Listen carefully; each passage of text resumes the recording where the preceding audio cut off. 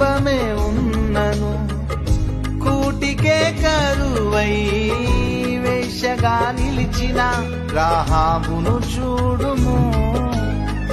అడుగడుగున అవమానాలే గుండెలో గాయాలై అవసరానికే ఆట బొమ్మగా మిగిలెనా. చూచుచున్న దేవుడే చులకనగా చూచెనా, కోర పాపి అంటూ విడచిపోలేదుగా. పరిశుద్ధుని వంశములో స్థానమునే ఇచ్చెనుగా, కోర పాపి అయినా తన ప్రేమతో కడిగెనుగా. నమ్ముట నీ వలనైతే సమస్తము సాధ్యమేగా, చిరిగిన నీ స్థితిలో చిరునవ్వుతో నింపునుగా.